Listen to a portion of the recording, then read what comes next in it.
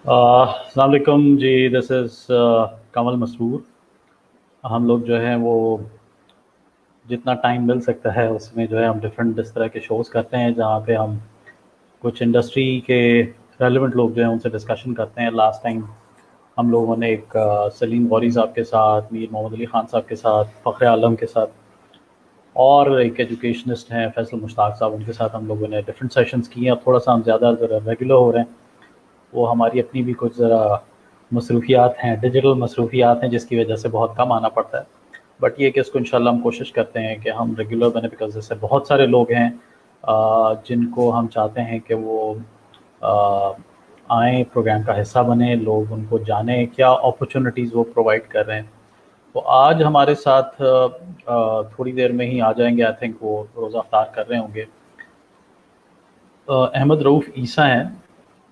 अहमद रऊफ़ ईसा जो हैं वो एक बड़े ही यंग और बडिंग एंटरप्रेन्योर हैं और इनको फोर्ब्स 30 अंडर 30 में भी उनका जो है वो नाम आ चुका है। और वो एक बहुत बड़ा एक ई कॉमर्स प्लेटफॉर्म है जो रन कर रहे हैं बाय द नेम ऑफ टेलीमार्ट। और टेलीमार्ट ने हमारे सामने ग्रो किया है। वो कहाँ से, उन्होंने बिल्कुल स्क्रैच से शुरू किया था और अब जो है वो पाकिस्तान के लीडिंग ई कॉमर्स प्लेटफॉर्म में इनका नाम आता है। उसके पीछे उन्होंने क्या किया है, किस तरह इसको इस जगह तक पहुँचाए हैं, वो कौन से रीज़न्स थे, और अब इस करंट सिचुएशन में जो हमारा हम कह रहे हैं पेंडेमिक सिचुएशन है, जो लॉकडाउन है, इसमें वो स्मॉल बिजनेसेस को स्केल करने में उनको कैसे हेल्प कर रहे हैं, कैसे उनको हेल्प करेंगे कि वो ग्रो कर सकें लिमिटेड स्ट्रक्चर में, लिमिटेड इंफ्रास्ट्रक्चर में, लिमिटेड रिसोर्सेज में। तो ये आज हम थोड़ा-सा हमसे डिस्कस करेंगे सो दैट जो स्मॉल बिज़नेसेस हैं उनको ये अपॉर्च्युनिटी मिले कि वो कैसे एक बड़े प्लेटफ़ॉर्म के साथ कनेक्ट हो सकते हैं और एक ऐसा इंसान, ऐसा सेटअप जो कि ग्लोबली रिकॉग्निशन ले चुका है, वो आपको कैसे हेल्प कर सकता है टू गो ग्लोबल, या पाकिस्तान में आपको अर्निंग में या ई-कॉमर्स साइट में वो आपको कैसे हेल्प कर सकते हैं, तो उस पे हम डिस्कस करेंगे।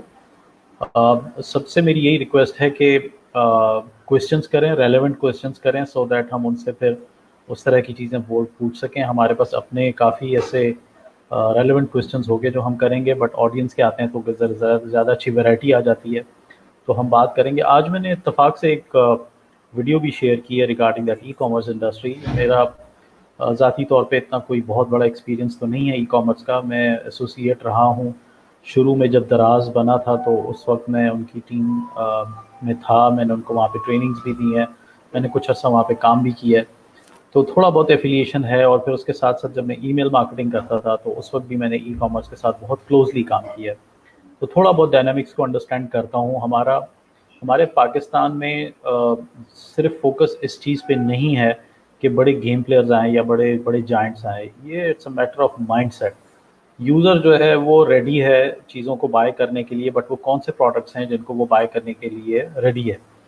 फिर रिव्यूज़ कितने इम्पोर्टेंट हैं, फिर ये कि रेटिंग कितनी इम्पोर्टेंट है, वेंडर जो है वो कितना इम्पोर्टेंट है। आज मैंने उसी पे बात की थी कि हमारे यहाँ कोई वेंडर वेरिफिकेशन प्रोसेस नहीं है, कोई ऐसी बॉडी नहीं है। अब शायद सुना है कि ई कॉमर्स पॉलिसी के अंदर, वो भी हम अहमद रऊफ़ से आज बात करेंगे कि ई कॉमर्स पॉलिसी में वो ऐसी क्या चीज़ है जिसमें एक यूज़र जो है अगर उसके साथ कोई भी फ्रॉडलेंट हो जाता है या कोई प्रॉब्लम होती है।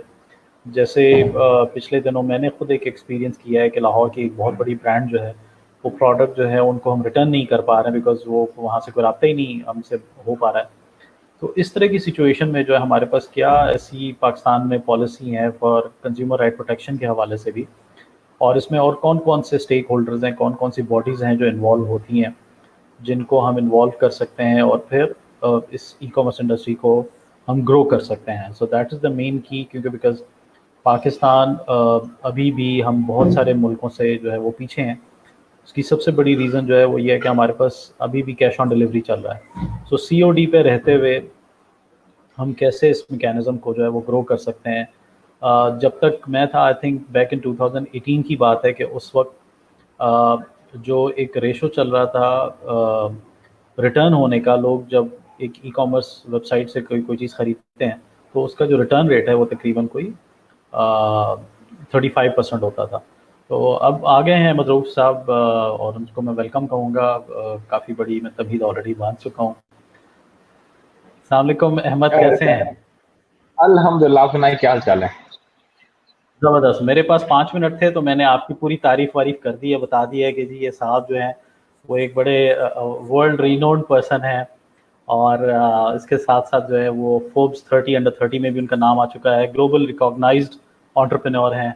और मेरे बड़े फेवरेट एंटरप्रेन्योर हैं जिनको मैं बड़ा फॉलो करता हूँ। मैं बहुत कम लोगों को फॉलो करता हूँ, so you one of them. और ये भी मैं बता चुका हूँ कि आपने ई कॉमर्स को किस स्टेज से शुरू किया और आज अल्हम्दुलिल्लाह आप उसको एक one of the pioneers, largest platforms in Pakistan आप जो है वो अल्हम्दुलिल्लाह आ चुके हैं। और आज का जो टॉपिक था वो ये था कि आपने बड़ा अच्छा वो सजेस्ट किया था कि स्मॉल बिजनेसेस को आप जो है वो सपोर्ट कर सकते हैं, और किस तरह जो है वो छोटे गेम प्लेयर्स जो हैं वो आपके साथ कोलैबोरेट करके, बिकॉज ये एक बहुत बड़ी सपोर्ट है। आप एक री इन्वेंट द व्हील नहीं करना पड़ेगा कि आप आज ये चाह रहे हैं कि जी मैं कुछ शुरू कर रहा हूँ और मैं अब स्टार्ट करूँगा। तो आप जैसे जायंट को मुझे ये अपॉर्चुनिटी मिली होती तो आई एम डेफिनेटली मैं उस स्टेज पे ज़रूर कर लेता अगर मैं ई कॉमर्स में आता। सो पहले तो आई थिंक मुझे थोड़ा सा एक तो ब्रीफली एक छोटा सा मुझे बैकग्राउंड बता दें कि आप आया कैसे आइडिया एक तो टेलीमार्ट का, एक ऐसे टिंगलिंग स्टेज पे आपने प्लान किया कि हमें भी एक ई कॉमर्स साइट पे आना है, बिकॉज उस टाइम पे बहुत कम लोगों ने सोचा था कि हमको ई कॉमर्स में आएंगे। और फिर वो क्या की इंडिकेटर्स हैं जिसकी वजह से आप बहुत लिमिटेड रिसोर्सेज, लिमिटेड इन्वेस्टमेंट्स के साथ आपने रेज किया। जनाब, ओवर टू यू। इसमें बहुत सारी चीजें हैं भाई। पहले तो शुक्रिया, आपकी तारीफ तो मैंने सुनी नहीं, मैं जरूर सुनूंगा अभी वो पार्ट। रिकॉर्डेड मैं है। दूसरी चीज भाई, आपका ये वॉल्स वाला जो है ना, ये बड़ा वो पिंच कर रहा है इस वक्त आइसक्रीम खाने के लिए। ओके। और बड़ी क्लियर आवाज आ रही है उसकी। और बाकी जो टेलीमार्ट की कहानी है कि टेलीमार्ट किस तरह स्टार्ट हुआ, उसके पीछे विजन क्या था, किस सही। तरह प्लान किया, कब प्लान किया, क्या फैक्टर्स थे हमारी ग्रोथ के। तो हम लोगों ने प्लान किया इसको 2012 में। अच्छा। और 2011 के एंड में जो है वो मेरे फादर की जो कंपनी थी वो हाईजैक हुई, पार्टनर्स ने ओके। हाईजैक किया। तो हम लोगों ने कोर्ट कचहरी वाली सारी चीज़ें की, लीगल तरीके सारे इख्तियार किए, फिर हम लोगों ने उस कंपनी को छोड़ा, हम उससे अलग हुए। अब मेरे फादर जो है उनका फ़ोन्स का ही काम था स्टार्ट से ना, तो वो पाकिस्तान के पहले आदमी थे जिन्होंने फ़ोन्स का काम स्टार्ट किया इन 1990, मेरी पैदाइश से भी 1 साल पहले। तो उन्होंने जो है वो काम स्टार्ट किया, वो ग्रो हो गया था। फिर हमने सोचा यार अभी भी हम यही कर सकते हैं कि फ़ोन समझ आते हैं कि हमने बचपन से सिर्फ फ़ोन्स देखे हैं। हमने ठीक है। सोचा यार फ़ोन्स का कारोबार करते हैं, तो हम लोग होलसेल वगैरह स्टार्ट कर दी। और जब होलसेल वगैरह कुछ कर रहे थे बेसिक लेवल पे, तो हम लोग उस टाइम के जो ई-कॉमर्स प्लेयर थे, ऑनलाइन स्टोर्स थे, उनको भी एज़ अ वेंडर हम सप्लाई कर रहे थे प्रोडक्ट।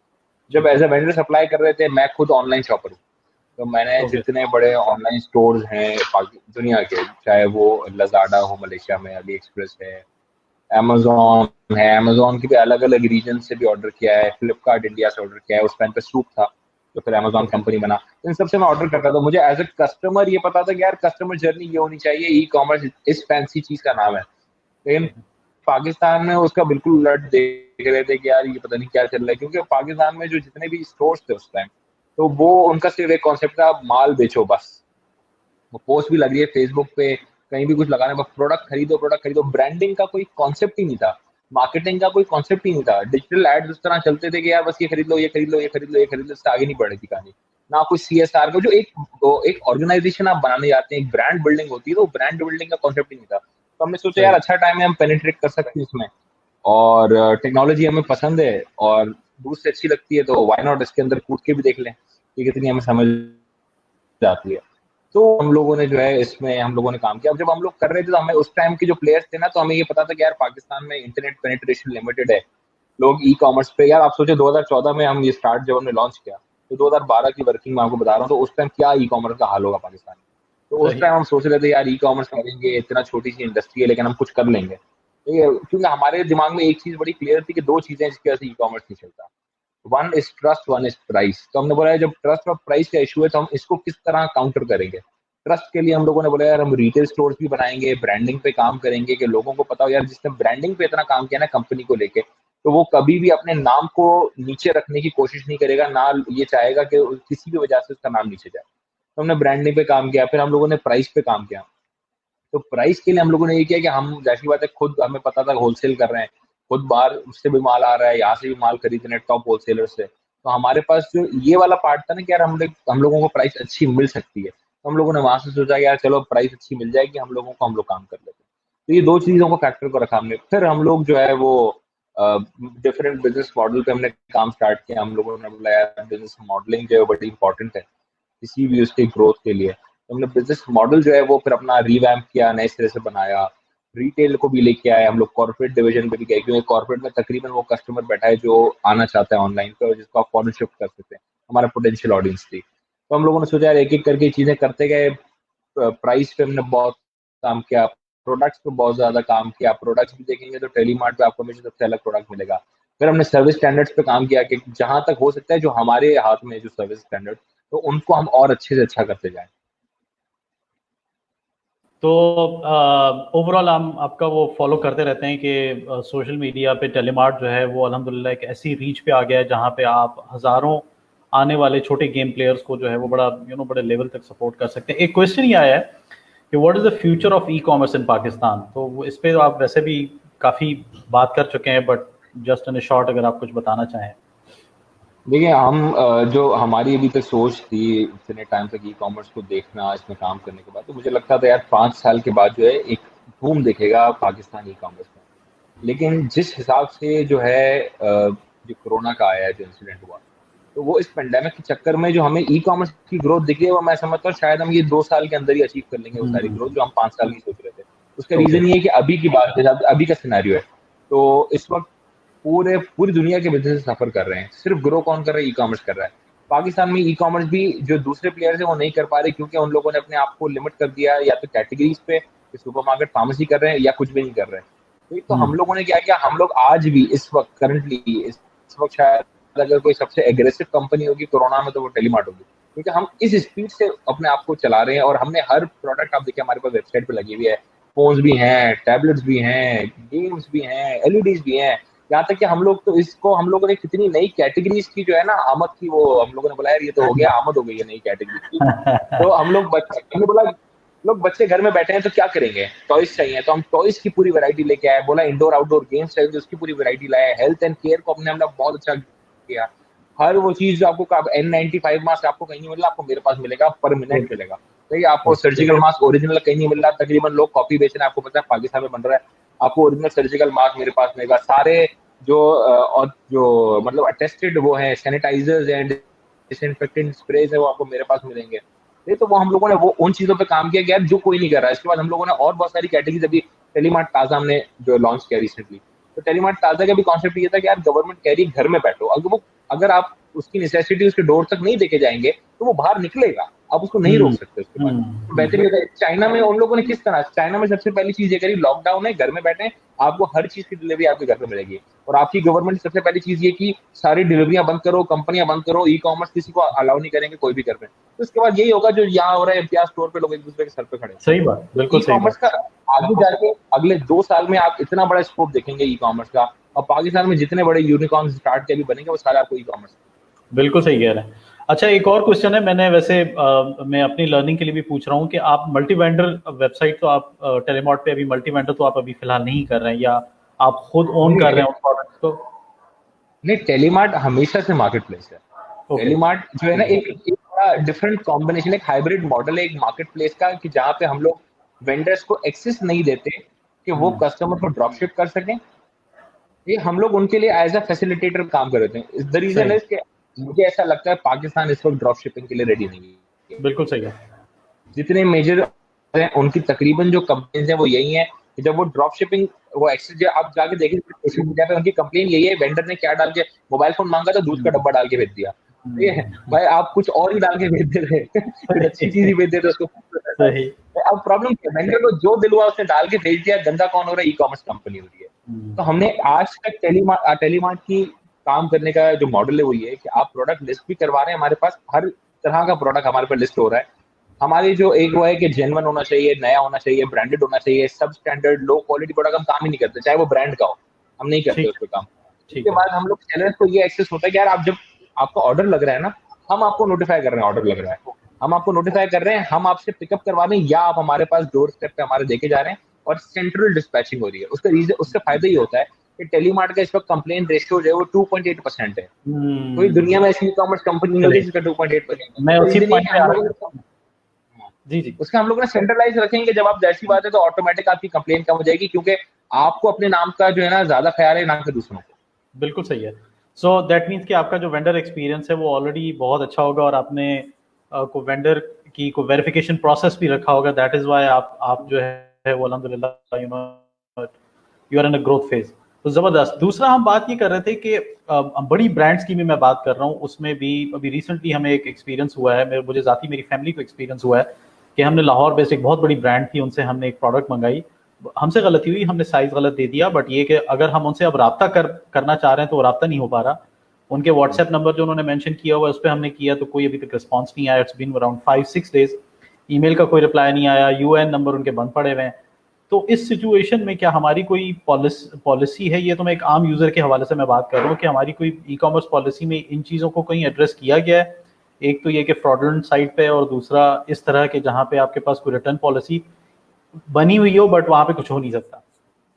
देखिए इसमें अगर गवर्नमेंट के एंड से कहना है तो गवर्नमेंट के साथ हम लोगों ने बहुत सारी मीटिंगें की, इस्लामाबाद बार बार बुला लेते थे, और हम कराची छोड़ के वापस इस्लामाबाद जाते थे कि यार हमारा एक कंसर्न था कि यार कोई अच्छी पॉलिसी बन जाए। उसके बाद उस पॉलिसी को इतना अच्छे तरीके से बनाया, हर चीज़ हुई, इसके बाद उन लोगों ने उसको फ्लश किया। फिर अचानक से एक नई पॉलिसी हमें एक दिन आते लिंक्डइन पे लिखा हुआ कि यार पॉलिसी की मीटिंग हुई है, हमें पता भी नहीं था। ओके। अब वो जो इतना बड़ा उसमें जो आपने सिनेरियो जो बोला ना कस्टमर सेंट्रिक, तो कस्टमर सेंट्रिक कोई अप्रोच ही नहीं है।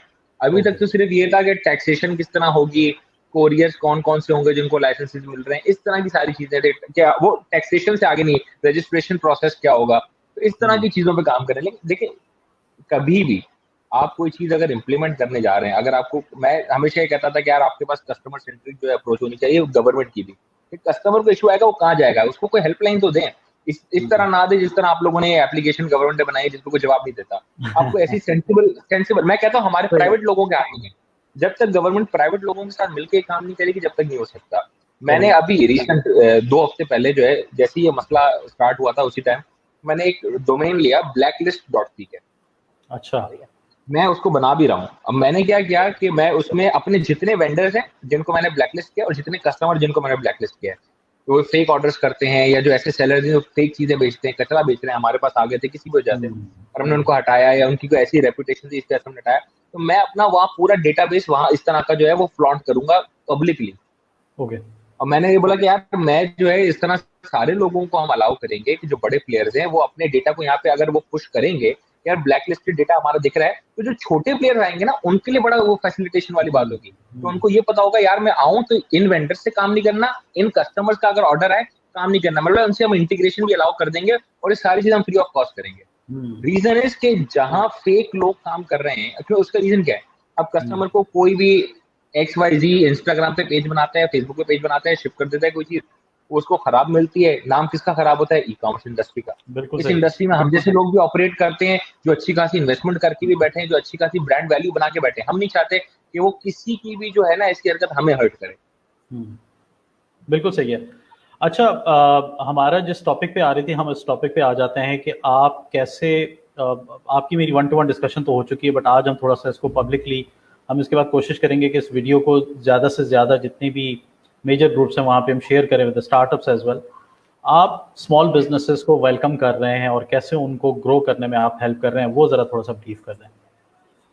देखिए मेरा तो हमेशा से एक वो है कोर बिलीफ रहा है, मैं कितनी दफा मुझे NIC बुलाया गया है, दूसरी जगहों पे मैं जाता हूँ, तो मैं हमेशा जितने स्टार्टअप से मेरी कोशिश कि मैं सबसे मिलूं भी, उनको अपना कार्ड भी दे के आता हूँ, यहाँ तक कि मैं उनको मशवरे भी दे के आता हूँ कि यार आप इस तरह ये चीजें कर सकते हैं। मेरे इतने अगर रेफरेंसेज हैं, मेरे किसी बैंक में जानने वाले होंगे, किसी मल्टीनेशनल कंपनीज में जानने वाले होंगे जहाँ से उनको बेनिफिट हो सकता है, तो हमेशा बोला बिल्कुल आपको सही। फायदा होगा।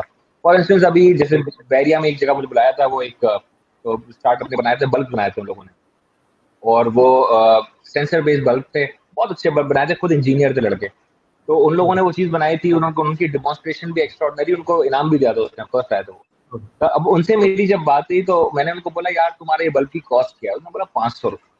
तो मैंने बोला यार अगर 500 रुपये तुम्हारी कॉस्ट है, मैं तुम्हें बड़ी कंपनियां देता हूँ, मेरे सही। जानने पहचानने वाले, कोई PVP में, कोई यूनिलीवर में, कोई RB में होगा, कोई GSK में, तो मतलब तुम वहां जाओ। मतलब एक एंट्रेंस गेट पे उन्होंने बोला हम लगाते हैं कि एंट्रेंस गेट पे लगे होंगे पार्किंग की ना, कि वहां से जलना शुरू हो जाएंगे बल्ब।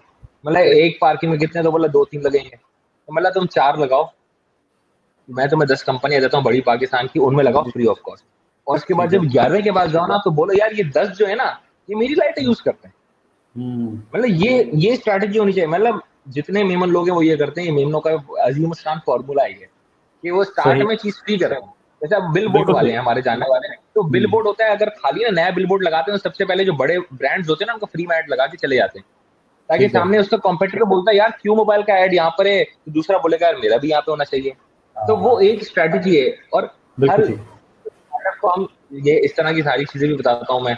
और फ्री कंसल्टेशन है हमारी, तो हम कहते हैं यार आप किसी तरह अच्छा काम करेंगे तो फिर ये कल्चर जो है ये इंफ्रास्ट्रक्चर बिल्डअप होना शुरू होगा, ना कि सिर्फ यही होता है कि फर्स्ट क्वार्ट, सेकंड क्वार्ट और फिफ्थ क्वार्ट तक सारे वहीं पे एक साथ बैठे हुए हैं और सबके पास कुछ काम करने को नहीं है। प्लस ऐसे इदारों को हम तो वो देते हैं कि यार आप हमें बताएं, हम इनको पुश करेंगे, हमारे पास टेक्नोलॉजी है, हम इनके लिए वेबसाइट्स के लिए काम कर सकते हैं, हम इनके लिए जितना टाइम दे सकते हैं मैक्सिमम लोगों से कंसल्ट करा सकते हैं। अगर कोई ऐसा प्रोडक्ट बना रहे, फॉर एग्जांपल मैं एनआईसी गया, मुझे एक वो दिखा, ब्रांड दिखा, वो 3D प्रोडक्ट्स बनाते हैं, तो मुझे बड़ा अच्छा लगा और मैंने उसको जाके बोला, मतलब तुम ये प्रोडक्ट्स बेचते क्यों नहीं हो? तो कह रहा है मैं बेचता हूँ। तो मैंने बोला यार एक और भी तो एक शायद असद भी तो लड़का है, एक वो भी तो बेचता है। कह रहा है असद वो मुझसे बनाता है, मतलब लेकिन मैं असद को जानता हूँ। सही। तो प्रॉब्लम क्या है, आप मैन्युफैक्चरर हैं लेकिन आप फर्स्ट हैंड पे आ नहीं रहे। मतलब कल ये जो मशीन है 3D मशीन है, तो मतलब चाइना सिर्फ तुम्हारे लिए नहीं बनाता भाई, उसको भी देगा। जब वो बनाना शुरू कर देगा तो तुम कहाँ जाओगे? तो मतलब तुम आगे फ्रंट फुट पे तो आओ, तुम नए एवेन्यू से एक्सप्लोर करो ना। कि प्रॉब्लम क्या है हमारे यहाँ कि हमारे यहाँ लोगों को लगता है हम एक सस्टेनेबल बिजनेस चला रहे हैं, हम स्टेबल है। Stable is not a term in business. Stability तो कोई चीज ही नहीं बिजनेस में। मतलब आपको लगता है मैं कमा रहा हूँ, मैं खुश हूँ, मैं स्टेबल हूँ, ये चीज स्टेबल है, लेकिन दूसरा बराबर में इतनी स्पीड से जा रहा होगा कि आपकी स्टेबिलिटी का यू टर्न हो गया। बिल्कुल सही है। वो चीज लोगों को हम समझाते हैं। अभी भी आज भी एक इंटरव्यू था मेरा दोपहर में, एक रात में भी इत्तेफाक से, आज का दिन थोड़ा ज्यादा फाइल्ड है मेरा। तो वो दोपहर में जो इंटरव्यू था उसमें यही था, उनको गाइडेंस चाहिए थी वो अपने काम के लिए। अभी कल भी मेरे पास एक लड़का आया, तो अभी इन हालात में, हालांकि इतना टफ सिचुएशन है हमारे लिए भी, हम इतना पैक्ड हैं, लेकिन उसके बावजूद हम क्या कर रहे हैं। मैं आज भी लोगों को, अभी भी एक लड़के का मैसेज आया था थोड़ी देर पहले, यार मैं ये काम करता हूँ, मैं फंड रेज करना चाह रहा हूँ, तो मेरे पास पिच डेक कैसा होना चाहिए। तो वो होता है क्या कि जितनी चीजें हो सकती हैं, अब क्या है फंड रेजिंग की रियलिटी किसी को नहीं पता। तो आपको मुझे पता है कि फंड रेजिंग पाकिस्तान में किस तरह होती है, सही है, और कितनी किस हद तक होती है और कितनी बुरी होती है, कितना इन्वेस्टर्स की जगह हाईजैकर्स बैठे हुए इस मार्केट में। तो वो चीजें इन लोगों को नहीं पता। अब इन लोगों को गाइड करना जरूरी है, इन लोगों को प्रॉब्लम ये डायरेक्शन देना बड़ा जरूरी है। अगर आपने एक प्रोडक्ट बना लिया है, एक आइडिया बना लिया है, आजकल कॉन्सेप्ट ये बन गया है लड़कों का और उनका ग्रुप्स का कि यार हम जो है स्टार्टअप बनाएंगे और आइडिया लेके जाएंगे, पैसे मिल जाएंगे। आइडिया पे पैसे कौन देगा? आप वेस्ट वर्ल्ड में नहीं है कि आपको आइडिया पे पैसा मिले, आप शार्क टैंक्स नहीं जा रहे हैं, सही है। तो अब होता ही है उनको समझाना, उनको इस, अब जितने भी ऐसे लोग हैं, अभी मैंने कल मुझे इसका पूरा एक सेशन करना है, क्योंकि मुझे इतने सारे इनबॉक्सेस आए हैं। मैंने ये स्टेटस तो लगा दिया 10 बात में आके, लेकिन फिर मुझे इतने सारे मैसेज आए, मैंने बोला तो मैसेज पे तो मैं जवाब नहीं दे सकूंगा, कैसे? सही है। तो मैंने बोला एक ऑनलाइन सेशन करके सबके मैसेज का एक साथ जवाब दूंगा। हम तो हर जगह, हमारा बिजनेस मॉडल हम ये कहते हैं ओपन है, रिटेल ओपन है हमारा, ऑनलाइन ओपन है, कॉर्पोरेट डिवीजन है हमारा, होलसेल डिवीजन है। आप किसी भी तरह आपको लगता है हम आपके प्रोडक्ट को कहीं भी, अब सबसे इंपॉर्टेंट चीज किसी बिजनेस के लिए होती है कि अगर आपने प्रोडक्ट बनाया है, सर्विस बनाई है, तो आप उसको सेल करना चाहते हैं। सही। सेलिंग के लिए आप लोगों को लगता है यार हम अपनी वेबसाइट बना लें, बहुत अच्छी बात है, वेबसाइट बनाए, प्रेजेंस होनी चाहिए, फेसबुक पेज बनाए, लेकिन वहां कभी भी आपके पास ट्रैफिक नहीं आएगा। मतलब वही बात है कि नेस्ले आप बोले कि मैं अलग से एक दुकान खोलूंगा, पानी बेचूंगा, इम्तियाज पे नहीं बेचूंगा। इम्तियाज पे पहले जाए, अपनी दुकान खोलनी है, आपको शौक पूरा करने, जैसे मैग्नम स्टोर्स खोल रहे थे, लेकिन उनको भी ये चीज समझ आ गई, मैग्नम स्टोर सेंस नहीं बनाता, क्योंकि एक मैग्नम लेने के लिए मेरे वो आउटलेट सेंस नहीं बनाएगी पूरी। तो होता ही आपने ऑनलाइन स्टोर्स बनाए, बिल्कुल बनाए, लेकिन हम जैसे प्लेयर्स को, बड़े प्लेयर्स को यूज करें। तो ये हम सारे लोग, हमारा क्या काम है, हम पूरा दिन, मैं ऐसे ब्रांड्स को भी जानता हूँ कि जो कहीं नहीं थे, पहली दफा हमारे साथ लॉन्च किया, आज साल के 15,000, 20,000 और 25,000 यूनिट बेच रहे हैं, सिर्फ टेलीमार्ट पे, अलग से अलग बेच रहे हैं। सही है। तो आप सोचें वो लोग कितने बड़े बड़े ब्रांड्स हो गए। सही। तो इतने सारे ब्रांड्स है। एक आया था कह रहा है यार मैं 25 स्मार्ट बैंड टोटल है मेरे पास, सेलर बनने आया था, तो वो जानने वाला था, हमने उसको ले 25 स्मार्ट बैंड उसके पास थे। अब इतना बड़ा उसकी लॉट उतरती है, आप सोच भी नहीं सकते, मतलब लाखों में क्वांटिटी जाती है माशाल्लाह पाकिस्तान, इतना बड़ा बैंड हो गया पाकिस्तान में। तो होता ये है कि हम ये कहते हैं कि हम तो ब्रांड बिल्डिंग प्लेटफॉर्म है, आप आए हमारे साथ मिलें, और हम आपको, और हमारे केस में तो ये कि हमारे ये नहीं है कि हम आपसे मार्केटिंग बजट्स ले रहे होते हैं कोई, हम तो बैनर्स भी आपको दे रहे हैं, हम आपको हर चीज दे रहे हैं, क्योंकि मेरे लिए, मैं उसको अगर लिमिट करता हूँ ना, क्या मैं आपके साथ मार्केटिंग बजट पे ही काम करूंगा, मेरे लिए वो सेंस नहीं बनाता। उसका रीजन क्या है कि मेरे लिए फायदा जब है जब उसका प्रोडक्ट बिकता है, और वो मार्केट में जाके बोलता है यार टेलीमार्ट पे प्रोडक्ट लगाता हूँ आग की तरह बिकता है। सही। तो उससे वो जो मार्केट में भी जो चीज चल रही होती है ना, ये भी आपको पता है कस्टमर साइकी है, वेंडर साइकी भी यही है कि हर वेंडर पे यही सोच के आ रहा था। अभी आजकल हमारे पास डेली नए नए उठ के वेंडर आ रहे हैं, और आधे से ज्यादा गुल प्लाजा है वो पूरा जमा हो गया, कह रहे हैं हम सारे प्रोडक्ट आपको देने को तैयार है, बस ऑनलाइन बेचो आप। तो ये इन लोगों को ऑनलाइन की समझ नहीं थी पहले, अब तो इनको समझ आना शुरू हुई है यार कि ऑनलाइन किस तरह है। तो हम तो फैसिलिटेटर है, हमारे कनेक्शंस किसी को काम आ सकते हैं, हमारे हो सकता है कोई एक्सपीरियंस किसी को काम आ सकता है। और जितनी अभी आज भी आया कह रहा है यार टेलीनॉर में कोई बंदा हो आपका तो आप बताइएगा, तो मैंने उसको कनेक्ट करा दिया इससे। तो कहता है इजी पैसा की इंटीग्रेशन करानी है, जैश कैश की करानी है तो टीम से लाइनअप करा दें। तो उससे उनके काम थोड़े, आपको पता है कि जैसे मलिक रियाज साहब कहते हैं वो फाइल के नीचे पहिए, भैया तो वो हर चीज के नीचे पहिए चाहिए होते हैं आपको। अगर आपको हमारे थ्रू कोई पहिए मिल जाते हैं तो वेल एंड गुड है। बिल्कुल ठीक है। सो मैं कंक्लूड करता हूँ इस चीज़ को कि इसका मतलब है कि अगर कोई स्मॉल प्लेयर है वो चाहता है कोलैबोरेट करना टेलीमार्ट के साथ, तो टेलीमार्ट उसको वेलकम करता है कि बिल्कुल अगर आप तमीज़ के चीज़ें प्रोवाइड कर रहे हैं, प्रॉपर वेंडर बन रहे हैं और कस्टमर के का ट्रस्ट बिल्ड करने में कामयाब होते हैं, तो डेफिनेटली आपका कोई प्रोसेस होगा। तो वो क्या प्रोसेस है जिसके थ्रू जो है वो आके, ज़ाहिर मैसेज पे तो आपको तंग नहीं किया जा सकता, या व्हाट्सएप करना, तो वो क्या सब मैकेनिज्म है वो जरा बताइएगा। इसमें कहानी है कि देखिए, एक तो ये कि सेलिंग वाला पार्ट है पूरा, कि जहाँ पे हम लोग telimart.pk/seller पे आप जाइए, अगर हमारी वेबसाइट पे भी जाते हैं तो आपको हेडर में ऊपर एक सेल का बटन दिखता है, सेल विद अस। तो वहां आप जाते हैं, अप्लाई करते हैं, हमारा एक प्रोसेस है, थोड़ा सा रिगरस है हमारा प्रोसेस, खतरनाक प्रोसेस है हमारा, शायद इतना खतरनाक किसी का ना हो। उसका रीजन ये कि हमारी कोशिश होती है सिर्फ जेन्युइन प्रोडक्ट हम लाइव करें। तो हम लोग ऑथराइज डिस्ट्रीब्यूटर को लेते हैं, या ऑथराइज रीसेलर को लेते हैं, या बड़े होलसेलर को लेते हैं। इसके अलावा हम लोगों से काम नहीं करते नॉर्मली।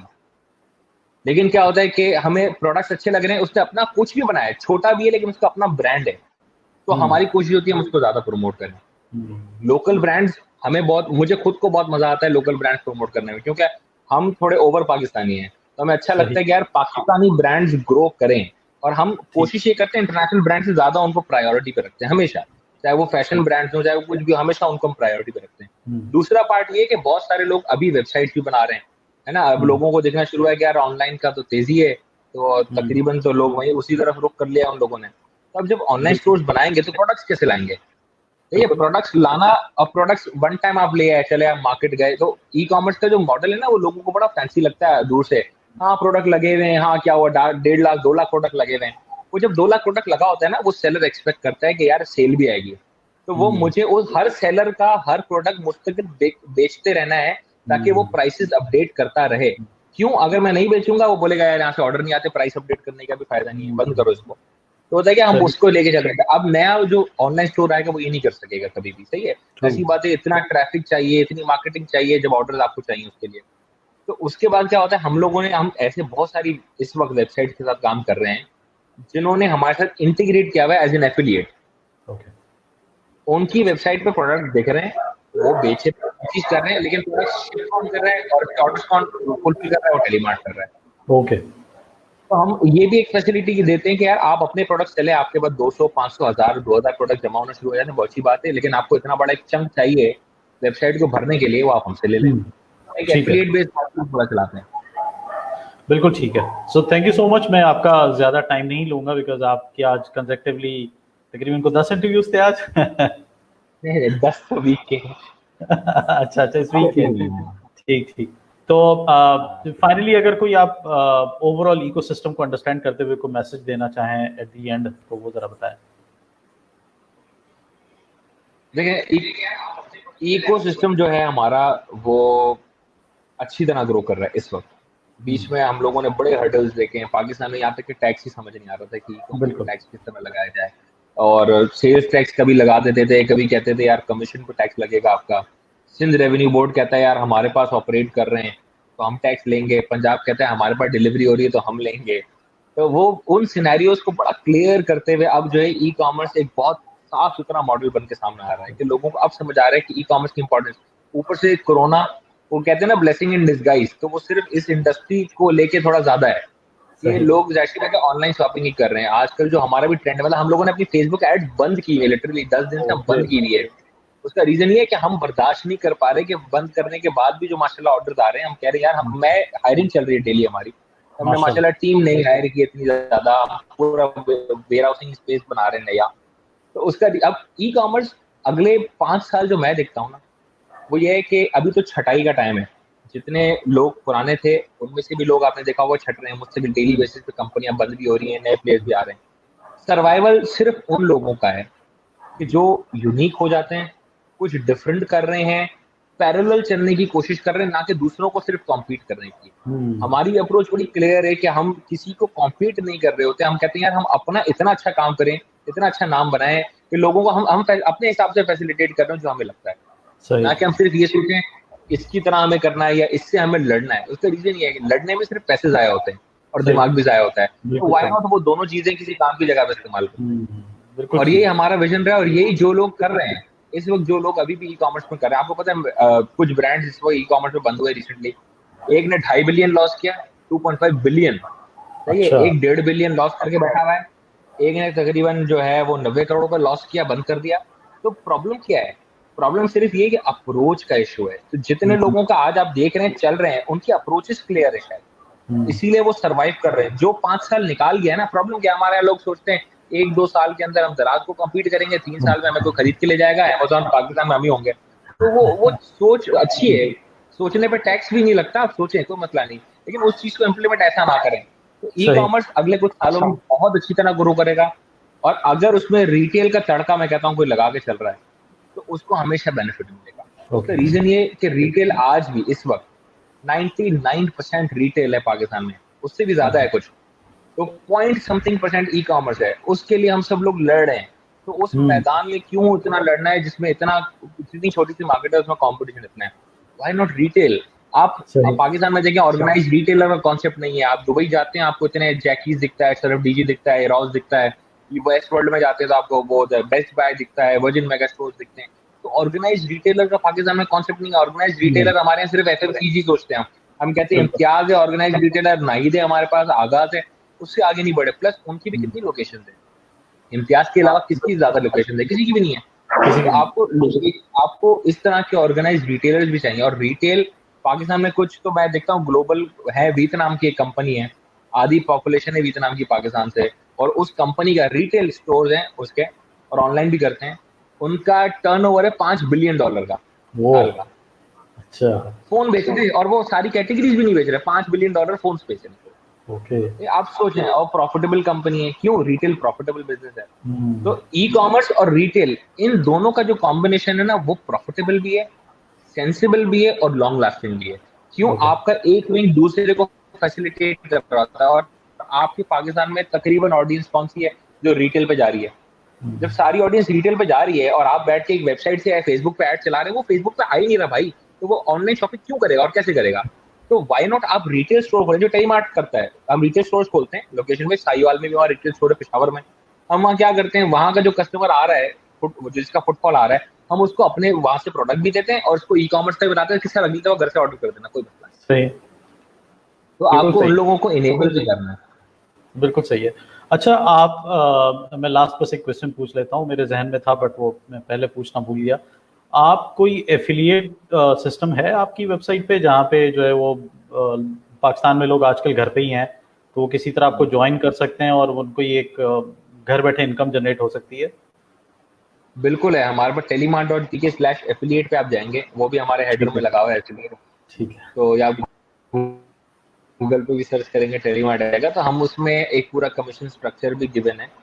और अब हम उसको अपग्रेड भी कर रहे हैं। आजकल हमारी वही एक इंटीग्रेशन चल रही है ग्लोबल प्लेटफॉर्म में बड़ा उसके साथ, तो उससे हम और आसान कर देंगे लोगों के लिए कि यार आप एक ही क्लिक पे हर चीज कर सके वहीं से। अभी तक हम लोगों ने इसको थोड़ा पाकिस्तान ओरिएंटेड रखा था, उसको थोड़ा सा देसी रखा है हमने।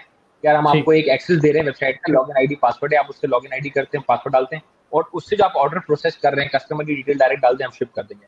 उस ऑर्डर के अगेंस्ट वो उसमें एक यूनिक कोड होता है आपके यूजर नेम में, उस यूनिक कोड के थ्रू आपको जो है आपके प्रोडक्ट्स को देखते हुए कमीशन मिल जाता है।